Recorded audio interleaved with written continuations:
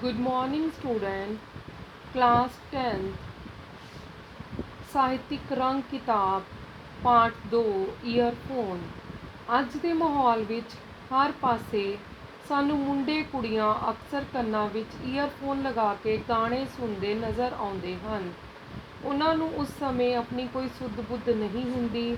ਇਸ ਕਹਾਣੀ ਵਿੱਚ ਦੱਸਿਆ ਗਿਆ ਹੈ ਕਿ ਜੋ ਬੱਚੇ ਵੱਡਿਆਂ ਦੀਆਂ ਗੱਲਾਂ ਨੂੰ ਨਜ਼ਰਅੰਦਾਜ਼ ਕਰਕੇ ਆਪਣੀ ਮਨਮਰਜ਼ੀ ਕਰਦੇ ਨੇ, ਉਹ ਬਾਅਦ ਵਿੱਚ ਹਮੇਸ਼ਾ ਪਛਤਾਉਂਦੇ ਹਨ। ਇਸ ਕਹਾਣੀ ਦੇ ਵਿੱਚ ਮੀਨਾਕਸ਼ੀ ਦੇ ਬਿਰਤਾਂਤ ਰਾਹੀਂ, ਮੀਨਾਕਸ਼ੀ ਇੱਕ ਕੁੜੀ ਹੈ ਜੋ ਕਿ ਬਹੁਤ ਜ਼ਿਆਦਾ ਈਅਰਫੋਨ ਸੁਣਦੀ ਹੈ। ਉਸਦੇ ਬਿਰਤਾਂਤ ਰਾਹੀਂ ਦੱਸਿਆ ਗਿਆ ਹੈ ਕਿ ਉਹ ਵਾਰ-ਵਾਰ ਈਅਰਫੋਨ ਦੀ ਵਰਤੋਂ ਕਰਨ ਤੋਂ ਨਹੀਂ ਰੁਕਦੀ। ਅਖੀਰ ਵਿੱਚ ਇਸੇ ਬੁਰੀ ਆਦਤ ਕਾਰਨ ਜਦੋਂ ਉਸਦੀ ਲੱਤ ਟੁੱਟ ਜਾਂਦੀ ਹੈ ਤਾਂ ਉਸਨੂੰ ਮਹਿਸੂਸ ਹੁੰਦਾ ਹੈ ਕਿ ਉਸਨੇ ਮਾਪਿਆਂ ਦੀ ਗੱਲ 'ਤੇ ਧਿਆਨ ਨਾ ਦੇ ਕੇ ਈਅਰਫੋਨ ਸੁਣਨਾ ਜਾਰੀ ਰੱਖਿਆ ਅਤੇ ਉਹ ਹੁਣ ਉਸਦਾ ਨਤੀਜਾ ਭੁਗਤ ਰਹੀ ਹੈ। ਅੱਗੇ ਅਸੀਂ ਇਸ ਕਹਾਣੀ ਦੇ ਵਿੱਚ ਪੜ੍ਹਾਂਗੇ ਜੋ ਮੈਂ ਤੁਹਾਨੂੰ ਦੱਸਣ ਜਾ ਰਹੀ ਹਾਂ। ਕਹਾਣੀ। ਬੇਟਾ, ਹੁਣ ਤਾਂ ਈਅਰਫੋਨ ਛੱਡ ਦਿਓ, ਬਹੁਤ ਹੋ ਗਿਆ। 2 ਘੰਟੇ ਹੋ ਗਏ ਨੇ ਗਾਣੇ ਸੁਣਦੇ ਨੂੰ, ਹੁਣ ਮਨ ਵੀ ਭਰ ਗਿਆ ਹੋਵੇਗਾ। ਮੀਨਾਕਸ਼ੀ ਦੀ ਮੰਮੀ ਨੇ ਕੋਲ ਆ ਕੇ ਕਿਹਾ, ਮੰਮੀ ਤੁਸੀਂ ਤਾਂ ਹਰ ਵੇਲੇ ਟੋਕਦੇ ਰਹਿੰਦੇ ਹੋ। ਸਵੇਰ ਤੋਂ ਦੁਪਹਿਰ ਤੱਕ ਸਕੂਲ ਦੀ ਪੜ੍ਹਾਈ ਕਰਕੇ ਥੱਕ ਜਾਂਦੀ ਹਾਂ। ਹੁਣ ਜੇਕਰ ਮੈਂ ਗਾਣੇ ਨਾ ਸੁਣਾ ਤਾਂ ਹੋਰ ਕੀ ਕਰਾਂ? ਹੋਰ ਵੀ ਕੀ ਕਰਾਂ? ਨਹੀਂ, ਜਿਸ ਨਾਲ ਮੈਂ ਕੋਈ ਗੇਮ ਖੇਡ ਸਕਾਂ। ਮੀਨਾਕਸ਼ੀ ਨੇ ਮੱਥੇ ਵੱਟ ਪਾਉਂਦਿਆਂ ਹੋਇਆਂ ਕਿਹਾ, ਮੇਰਾ ਮਤਲਬ ਹੈ ਬਹੁਤੀ ਦੇਰ ਗਾਣੇ ਨਹੀਂ ਸੁਣੀਏ। ਤੂੰ ਅਖਬਾਰ ਪੜ੍ਹਦੀ ਹੈ ਤੇ ਟੀਵੀ ਵੇਖਦੀ ਹੈ ਨਾ, ਕੀ ਦੱਸਦੇ ਨੇ ਉਹ, ਕਦੇ ਸੋਚਿਆ ਹੈ ਕਿ ਮੈਂ ਤੇਰੇ ਨਾਲ ਕੈਰਮ ਬੋਰਡ ਖੇਡਦੀ ਹਾਂ? ਮੀਨਾਕਸ਼ੀ ਦੀ ਮੰਮੀ ਨਿਸ਼ਾ ਨੇ ਉਸ ਨੂੰ ਪਲੋਸਦਿਆਂ ਹੋਇਆਂ ਕਿਹਾ। ਮਾਂ ਧੀ ਨੂੰ ਕੈਰਮ ਬੋਰਡ ਖੇਡਦਿਆਂ ਅਜੇ 10 ਕੁ ਮਿੰਟ ਹੀ ਹੋਏ ਸਨ ਕਿ ਉਸ ਦੇ ਘਰ ਦੀ ਘੰਟੀ ਵੱਜੀ। ਮੀਨਾਕਸ਼ੀ ਦੀ ਮੰਮੀ ਨੇ ਦੇਖਿਆ ਕਿ ਉਹਦੀ ਸਹੇਲੀ ਪੂਨਮ ਉਸ ਨੂੰ ਮਿਲਣ ਆਈ ਹੈ।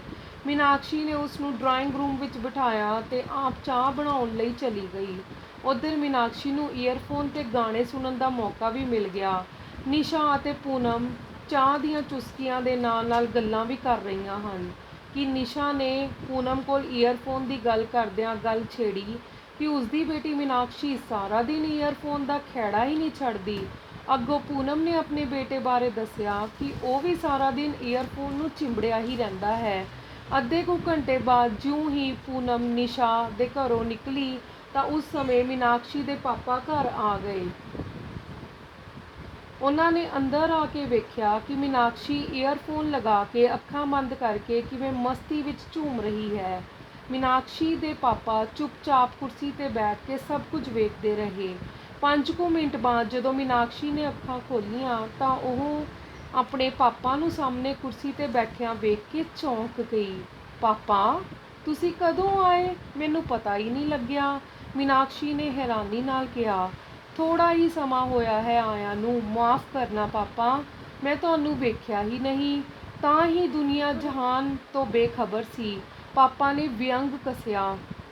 ਵੇਖੋ ਬੇਟਾ, ਸਾਰਾ ਦਿਨ ਈਅਰਫੋਨ ਕੰਨਾਂ 'ਤੇ ਨਹੀਂ ਲਗਾਉਣਾ ਚਾਹੀਦਾ। ਇਸ ਨਾਲ ਸੁਣਨ ਸ਼ਕਤੀ ਕਮਜ਼ੋਰ ਹੁੰਦੀ ਹੈ। ਨਾਲੇ ਅਜੇ ਤੇਰੀ ਉਮਰ ਹੀ ਕੀ ਹੈ? ਮੀਨਾਕਸ਼ੀ ਦੇ ਪਾਪਾ ਨੇ ਪਿਆਰ ਨਾਲ ਸਮਝਾਇਆ। ਸੌਰੀ ਪਾਪਾ, ਮੈਂ ਅੱਗੋਂ ਤੁਹਾਡੀਆਂ ਕਈਆਂ ਗੱਲਾਂ ਦਾ ਧਿਆਨ ਰੱਖਾਂਗੀ, ਮੀਨਾਕਸ਼ੀ ਨੇ ਹਲੀਮੀ ਨਾਲ ਕਿਹਾ।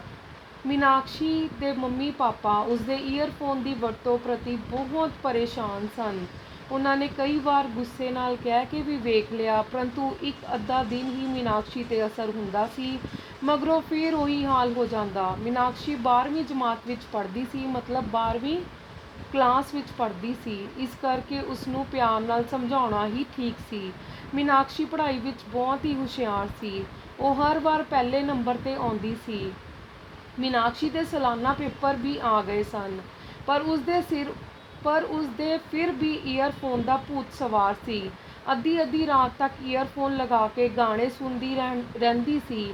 ਜਦੋਂ ਕਦੇ ਉਸਦੇ ਮੰਮੀ ਪਾਪਾ ਸਾਹਮਣੇ ਆ ਜਾਂਦੇ ਤਾਂ ਉਹ ਈਅਰਫੋਨ ਹਟਾ ਲੈਂਦੀ ਅਤੇ ਉਸਦੇ ਜਾਣ ਮਗਰੋਂ ਫਿਰ ਕੰਨਾਂ 'ਤੇ ਈਅਰਫੋਨ ਧਰ ਲੈਂਦੀ।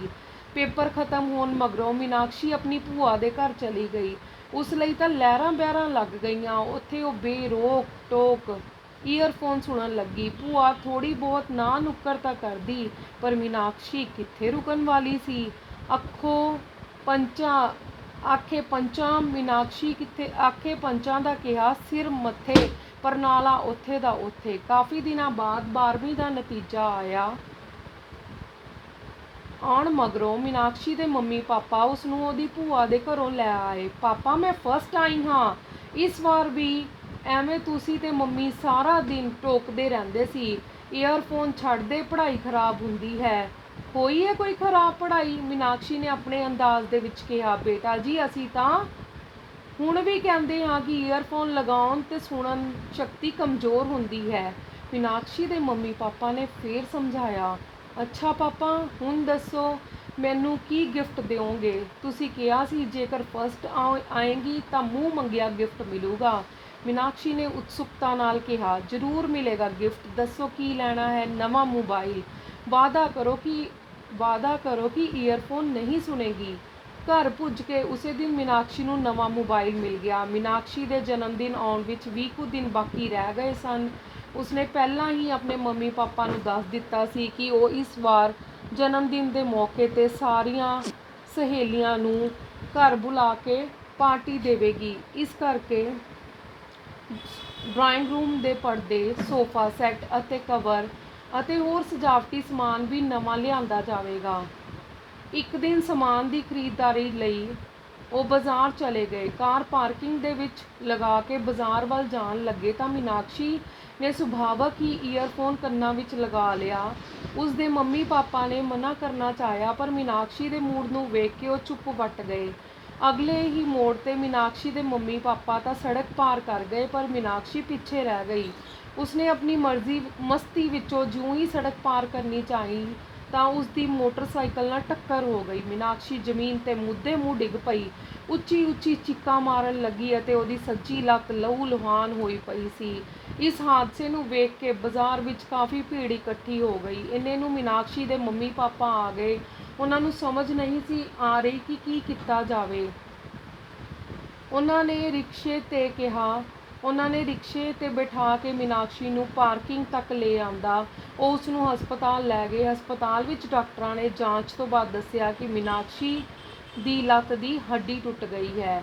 ਉਸ 'ਤੇ ਪਲਸਤਰ ਲਗਾ ਦਿੱਤਾ ਗਿਆ ਹੈ। ਮੀਨਾਕਸ਼ੀ ਦੇ ਮੰਮੀ ਪਾਪਾ ਨੂੰ ਪਤਾ ਸੀ ਕਿ ਇਹ ਹਾਦਸਾ ਈਅਰਫੋਨ ਦੇ ਕਾਰਨ ਹੀ ਵਾਪਰਿਆ ਹੈ। ਪਲਸਤਰ ਲਗਾਉਣ ਤੋਂ ਬਾਅਦ ਮੀਨਾਕਸ਼ੀ ਹਸਪਤਾਲ ਤੋਂ ਘਰ ਆ ਗਈ। ਹਾਦਸੇ ਦੀ ਖਬਰ ਸੁਣਦਿਆਂ ਹੀ ਉਹਨਾਂ ਦੇ ਆਂਢੀ ਗੁਆਂਢੀ ਤੇ ਹੋਰ ਰਿਸ਼ਤੇਦਾਰ ਵੀ ਪਤਾ ਲੈਣ ਦੇ ਲਈ ਆਉਣ ਲੱਗੇ ਤੇ ਉਹਨਾਂ ਨੇ ਹਾਦਸੇ ਦਾ ਕਾਰਨ ਮੀਨਾਕਸ਼ੀ ਨੂੰ ਤੇ ਉਹਦੇ ਘਰਦਿਆਂ ਨੂੰ ਪੁੱਛਣਾ ਸ਼ੁਰੂ ਕਰਿਆ। ਮੀਨਾਕਸ਼ੀ ਨੇ ਬੇਝਿਜਕ ਹੋ ਕੇ ਸਭ ਨੂੰ ਦੱਸ ਦਿੱਤਾ ਕਿ ਉਹ ਈਅਰਫੋਨ ਲਗਾ ਕੇ ਗਾਣੇ ਸੁਣਦਿਆਂ ਹੋਇਆਂ ਮਸਤੀ ਵਿੱਚ ਸੜਕ ਪਾਰ ਕਰ ਰਹੀ ਸੀ ਅਤੇ ਉਸ ਦੀ ਆਪਣੀ ਗਲਤੀ ਨਾਲ ਹੀ ਇਹ ਹਾਦਸਾ ਹੋਇਆ। ਹੁਣ ਮੀਨਾਕਸ਼ੀ ਪਛਤਾ ਰਹੀ ਸੀ। ਮੰਮੀ ਪਾਪਾ ਦੀ ਗੱਲ ਨਾ ਮੰਨਣ ਕਾਰਨ ਹੋਈ ਹਾਨੀ ਤੇ ਅੰਦਰੋਂ ਅੰਦਰ ਆਪਣੇ ਆਪ ਨੂੰ ਕੋਸ ਰਹੀ ਸੀ। ਗੁੱਸੇ ਵਿੱਚ ਮੀਨਾਕਸ਼ੀ ਨੇ ਆਪਣਾ ਈਅਰਫੋਨ ਸੁੱਟ ਦਿੱਤਾ ਤੇ ਨਾਲ ਹੀ ਮੰਮੀ ਪਾਪਾ ਤੋਂ ਮਾਫੀ ਮੰਗੀ। ਮੀਨਾਕਸ਼ੀ ਨੂੰ ਠੀਕ ਹੋਣ ਦੇ ਵਿੱਚ 3 ਮਹੀਨੇ ਲੱਗ ਗਏ। ਇਸ ਦੌਰਾਨ ਉਹ ਮਨ ਦੇ ਵਿੱਚ ਆਪਣੀ ਗਲਤੀ ਤੇ ਝੁਰਦੀ ਰਹੀ। ਮੰਮੀ ਪਾਪਾ ਦੀਆਂ ਈਅਰਫੋਨ ਨਾ ਲਗਾਉਣ ਸੰਬੰਧੀ ਪਹਿਲਾਂ ਦਿੱਤੀਆਂ ਨਸੀਹਤਾਂ ਨਾ ਮੰਨਣ ਅਤੇ ਆਪਣੇ ਅੜੀਅਲ ਰਵੱਈਏ ਦੀ ਗੱਲਾਂ ਯਾਦ ਕਰਕੇ ਉਸ ਨੂੰ ਸ਼ਰਮ ਆਉਣ ਲੱਗੀ। ਸਗੋਂ ਉਹ ਤਾਂ ਹੁਣ ਆਪਣੇ ਦੋਸਤਾਂ ਨੂੰ ਵੀ ਨਸੀਹਤਾਂ ਦੇਣ ਲੱਗ ਪਈ ਕਿ ਹੁਣ ਉਸ ਨੂੰ ਸਮਝ ਆ ਗਈ ਹੈ ਕਿ ਹੱਦੋਂ ਵੱਧ ਕਿਸੇ ਚੀਜ਼ ਦੀ ਵਰਤੋਂ ਕਰਨੀ ਨੁਕਸਾਨਦਾਇਕ ਹੋ ਸਕਦੀ ਹੈ। ਮੀਨਾਕਸ਼ੀ ਨੇ ਅੱਗੇ ਤੋਂ ਅਜਿਹੀ ਗਲਤੀ ਕਰਨ ਤੋਂ ਤੋਬਾ ਕੀਤੀ। ਇਹ ਕਹਾਣੀ ਬਲਵਿੰਦਰ ਸਿੰਘ ਸੋਢੀ ਜੀ ਦੀ ਲਿਖੀ ਹੋਈ ਹੈ। ਮੈਨੂੰ ਲੱਗਦਾ ਹੈ ਕਿ ਤੁਹਾਨੂੰ ਵੀ ਹੁਣ ਸਾਰਿਆਂ ਨੂੰ ਸਮਝ ਆ ਗਿਆ ਹੋਵੇਗਾ ਕਿ ਜਦੋਂ ਅਸੀਂ ਕਿਸੇ ਚੀਜ਼ ਦੀ ਹੱਦ ਤੋਂ ਜ਼ਿਆਦਾ ਨਾਜਾਇਜ਼ ਵਰਤੋਂ ਕਰਦੇ ਹਾਂ ਤਾਂ ਉਹ ਸਾਡੇ ਲਈ ਨੁਕਸਾਨਦਾਇਕ ਹੋ ਸਕਦੀ ਹੈ। ਧੰਨਵਾਦ।